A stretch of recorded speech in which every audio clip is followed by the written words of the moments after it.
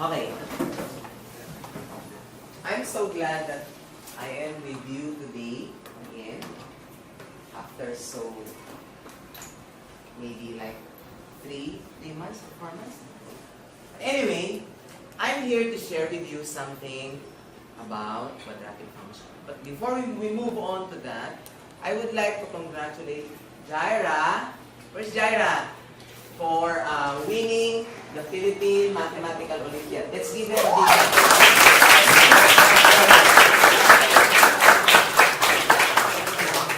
okay, I hope that you will win the final round. Okay? So good luck, Jaira. Let's give them again another round of applause.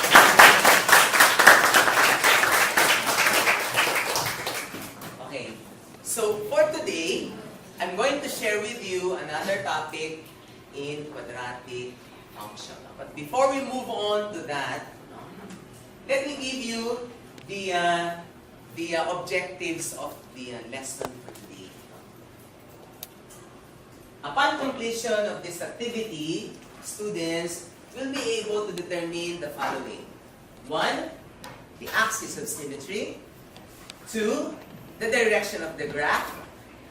3, the maximum or minimum value.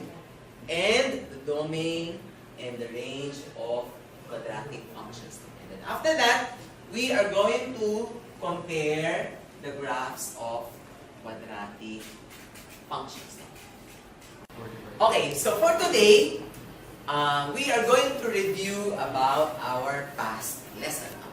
Right? And we will have a game which is what you call mouse mischief. Alright? Okay. Group number 1, please register your mouse.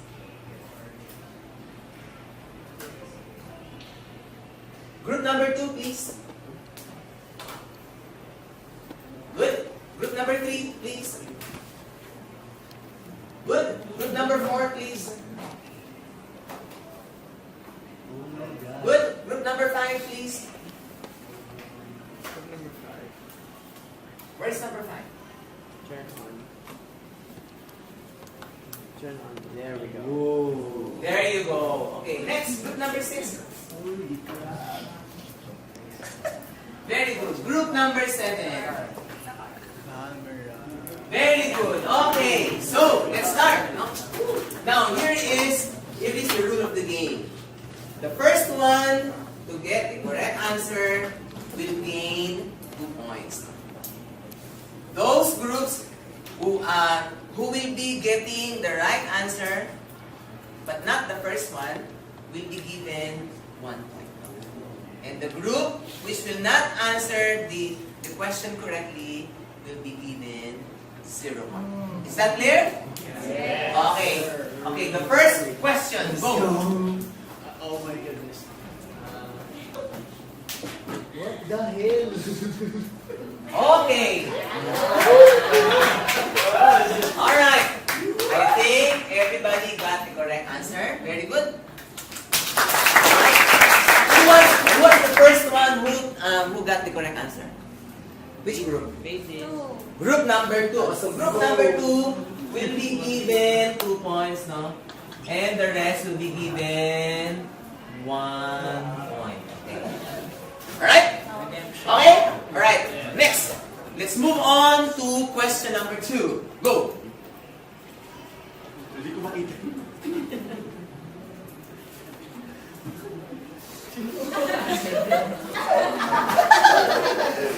Oh my God. Oh my God, I misclicked that. What happened to this group? No. It was a misclick. But anyway, so all the groups got the correct answer except group number 7. Who was the first one to get the correct answer?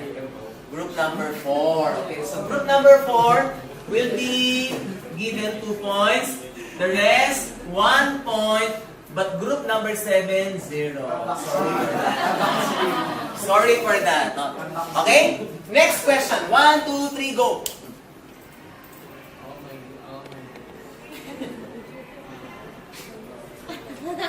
It requires computation. Oh.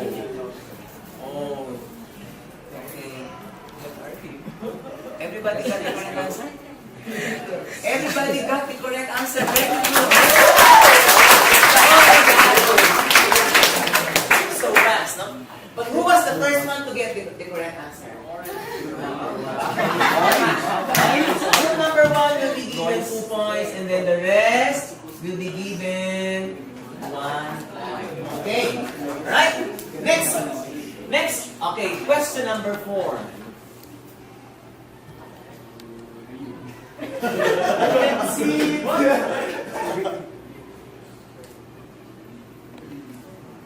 You should be calculating already. You should be calculating already.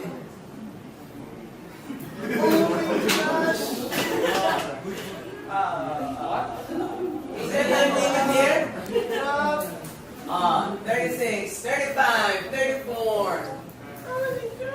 You square the binomial first, and then distribute. And then combine all terms which are like. What happened to you? Oh my God. That's a cheat. Only one group got the correct answer. Sino siya? Only one. Sorry. Only one group got the incorrect answer. And that is group number 3. And who was the first one to get the correct answer? The orange again. Group number 1 again. Very good. Group number 1. And then group number 3 did not get it correctly, and then the rest 1 point. Okay. And last problem. 1, 2, 3, go. Where's our mouse?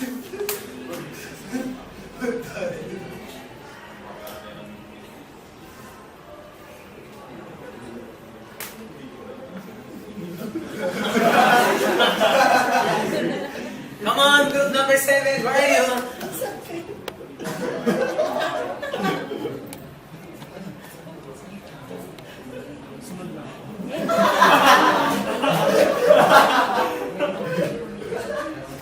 I told you we got it.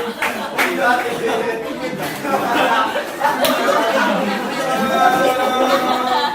This is it. There's only one group who got the correct answer. 11. Oh. And the rest is wrong. Sorry. No. Group number 7 got the correct answer, and then the rest 0. Right? Who won? Okay, let's get the total points here. For group 1, you have 6 points, no? For group 2, you have 5 points, no? For group 3, you have 3 points, no? For group 4, you have 5 points, no? For group 5, you have 4 points. For group 6, you have 4 points. And for group 7, you have 5 points. So the winner is group number 1 is the winner. Can you stand up? Group number 1, stand up. No? Alright. Yes. Let's give them a big hand. Okay. Okay, class. Did you enjoy the game? Yes. Very good. No? Now, let us summarize our lesson yesterday. No? So, what is now a quadratic function? Anybody? Yes. Quadratic function is a second degree. It is a second degree function. And how do you write a quadratic function? In what form can you express a quadratic function? We have 2 forms. What are they? The general form and the vertex form. How do you write the general form? On the board. Yes.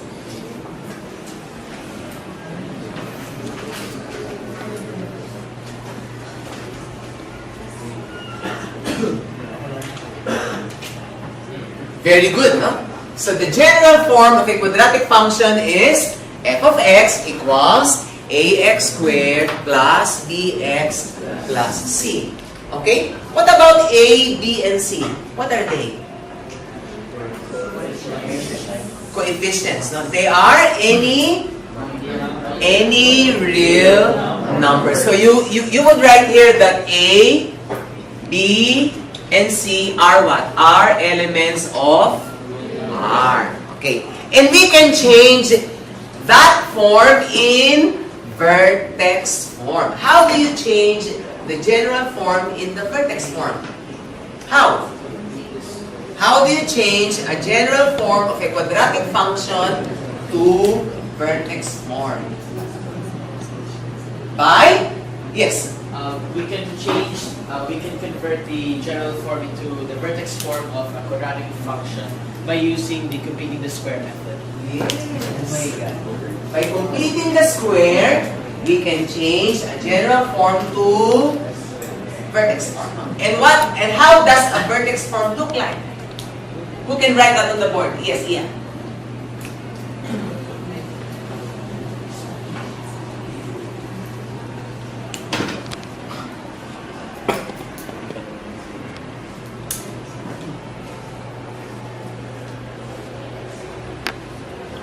Okay, muy bien. No? F of x equals a, the quantity x minus h squared plus k. Later on, we will discover the role of the coefficient a. What happens if a increases or a decreases, no? As well as what? hk. What is hk? Yes. So that's actually vertex, no? Okay, hk are the coordinates of the vertex of the parabola. Any question? Actually, our lesson for today is we will identify the different characteristics of a quadratic function. But this time, you can see your tablets, no? On your tables, right? Each one of you has his own tablet. How many does not have any tablet at all? So everybody has the tablet. Okay? So for today, we will be doing 3 activities. No? Kindly please open your tablet and then find the activity about quadratic function. No? Okay? If you are going to click this, no? You should see this on your tablet, no? The GeoGebra application. No? Alright? You could see here the slider, no? The vertical slider, the horizontal slider, and another horizontal slider. No? So if you are going to click this and then slide, no? You could see how the quadratic function behaves. No? Right? Right? And I have three exploration activity today. No? Okay, kindly X please. Alright? And corresponding to each exploration activity is an activity sheet. No? Alright? There is an activity sheet and you could see there the questions that you need to answer. Okay? Now, on your table also, I have given you 3 colors of papers. No? The green, the orange, and the pink. No? The green one, you are going to answer here for activity 1. For activity 1, you are going to write your answers here for green. Activity 2, orange. No? Activity 3, pink. No? I'm going to give you at least 10 minutes. No? 10 to 15 minutes, no? To go over your tablets. No? You play around, no? And then you try to answer the activity sheets that follow for each exploratory activity. And then after 15 minutes, there must be somebody for each group who will be taking good care of the pink color, the orange color, and the green color. And then after that, all those students who have the pink color will be grouped as one. All those students who are handling the orange color or orange paper will be grouped as one. And all students who are handling the green color will be grouped as one. And then after that, you are going to give me the summary. Or the particular property that is involved in each activity. Is that clear? Okay, your time starts now. Go! Alright?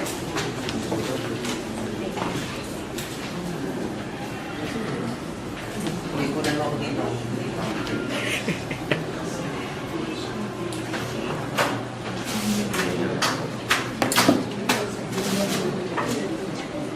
That's good.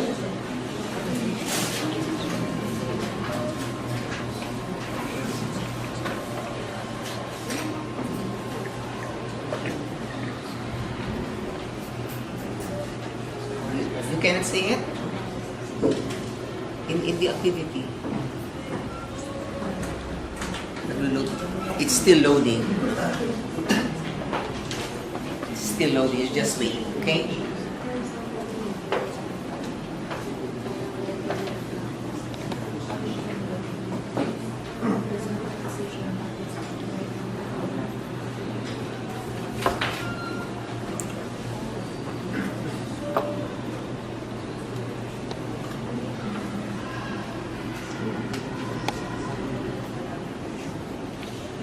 Where is it?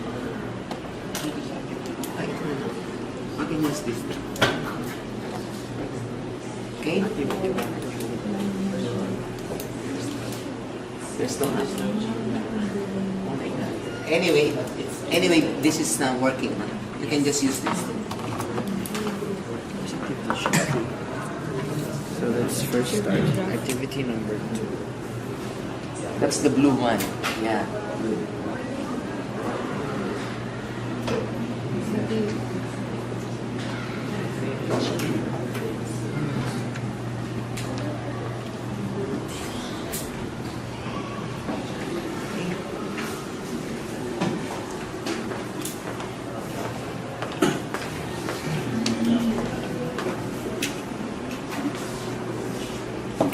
Okay, you should be having this on your tablets already, no? So those who do not have those tablets who are not working, you can just come here and then play around these sliders. No? Okay, you can slide this up, down, right? You can also slide this to the left and to the right, and the A you can also slide to the right and to the left. You could see how the graph behaves, right? Right? Did you understand? Yes or no? Did you understand?